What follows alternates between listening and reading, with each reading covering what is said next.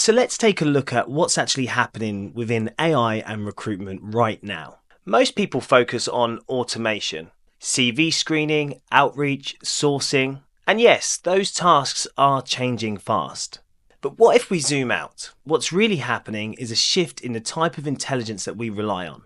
Right now, we're moving from generative AI, tools that help us write faster and summarize content, to agentic AI, systems that can take action, make decisions, and operate for us autonomously. In recruitment, that means tools that don't just write outreach, but send it. AI that doesn't suggest profiles, but builds a pipeline. Systems that respond to candidates, scheduling interviews, and qualify in or out without human input.